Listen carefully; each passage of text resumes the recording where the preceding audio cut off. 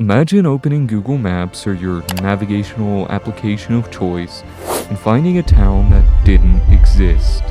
Not abandoned, not forgotten, but fully fabricated.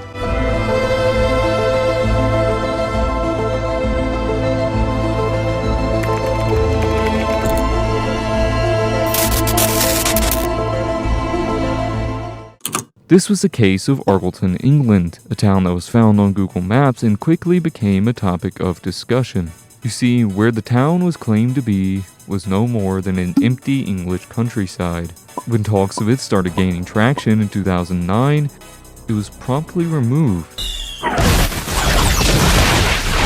Even more bizarre, this case was never explained. We still don't know how or why this town got there. In 2010, Steve Punt would theorize that it had been what is known as a copyright trap, a technique seen across mediums like dictionaries, encyclopedias, and maps back in the day as a method of preventing theft. The accepted explanation is that Argleton was such a case, either placed by Google themselves or originating from maps they used during digital conversion. This led me down a fascinating rabbit hole of the various interesting examples of copyright traps. But before I can dive much deeper, I think we need to go back. In 1975, writer Henry Alford wrote a short biographical entry in the New Columbia Encyclopedia about a woman named Lillian Virginia Mountweasel. She was a successful fountain designer who had a strange and unexpected turn in career, gaining traction as a photographer. She would become known for her odd, mind-bending style and bizarre choice of subject matter. She would later pass away tragically via explosion while doing an assignment for Combustibles magazine. Now, you may have caught on that Mrs. Mountweasel didn't actually exist. Instead, this was one of the earliest and most well-known examples of a copyright trap, so much so that the concept as a whole would gain a new name: a Mountweasel. And there are plenty of examples of this across various mediums, such as the 2001 New Oxford American Dictionary, which contained the word esquivalence, meaning the willful avoidance of one's official responsibilities, which did not exist. Although the word is actually kind of sick, and I think it should be real in my opinion. The concept would even make it into the music industry, like the track The Song of Love by Ralph Marteri, which started number 84 on the Billboard charts in December of 1955, except Billboard didn't release a chart the week this song supposedly showed up, nor did the artist ever record a song with that name. Okay, I'm recording this in post. Originally in this section of the video, I talked about a song called Ready and Steady by D.A. For some reason, I thought that this was a copyright trap, but upon further research, and by further research, I mean pulling up the Wikipedia article, turns out there was some pretty credible evidence that this was actually real. I don't know how I got the impression that it was a copyright trap. After that, I talked about a song that actually is. In 1986, there was a song called Drag You Down by Sisters that reached number 47 on the rock charts. That song, like The Song of Love, was not real. These were both the creations of the aforementioned Joel Whitburn. You see, Joel was the world's top chart historian, compiling dozens of music history and chart reference books. Doing so required a lot of work and research, work that Whitburn wasn't so happy to see stolen. So, he slipped in those made-up songs, those Mountweasels, as copyright traps. Of course, the industry where this was most common, the one you could argue pioneered this whole idea, was the world of maps. Looking at the evolution of maps is interesting. Seeing how wildly far off ancient maps could be, or perhaps even more fascinating, how accurate some were. So it might be surprising to find out that some maps included intentional inaccuracies. This was because in times past, copyright laws weren't as concrete as they are now, and maps were incredibly difficult and expensive to produce. Despite this, they were very easy to copy. Anyone with a ruler and pencil could steal your work, and so began the Mountweasels. It would start small, with places like Moat Lane in London and Kemp Avenue in Toronto, both fictional streets. These trap streets seemed innocent and inconsequential enough. Most people aren't going to know the name of every street in their town, and one fake street name wasn't going to be an inconvenience to anyone if they were ever even noticed. But what if they got bigger? Surely they couldn't, right? It's one thing for people to not notice a street, but you get much larger in scale, surely people would catch on, right? As it turns out, No. In the early 70s, county maps near the continental divide of the US would begin to include Mount Richard, a peak that did not exist. Yet it went undiscovered for 2 whole years. It took 2 years to figure out that a literal mountain, an ancient symbol of size and hard-to-miss landmarks, wasn't actually there. And yet, these mountain weasels get even larger. For example, there were many instances of entire towns that were fictitious. Some of these were innocent enough, like the 1978 official map of Michigan, including the towns Bitozu and Go Blue.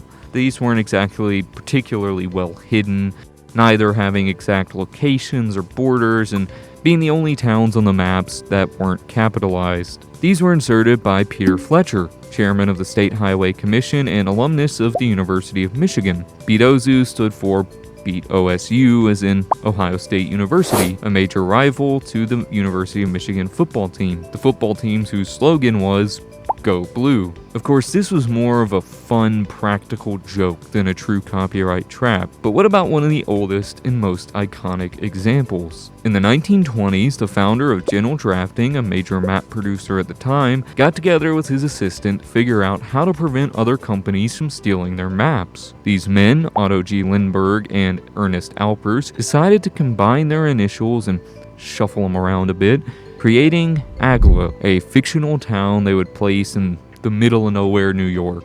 This town would become so well known because it actually worked. A map produced by the company Rand McNally featured the trapped town and quickly became the center of a lawsuit. Okay.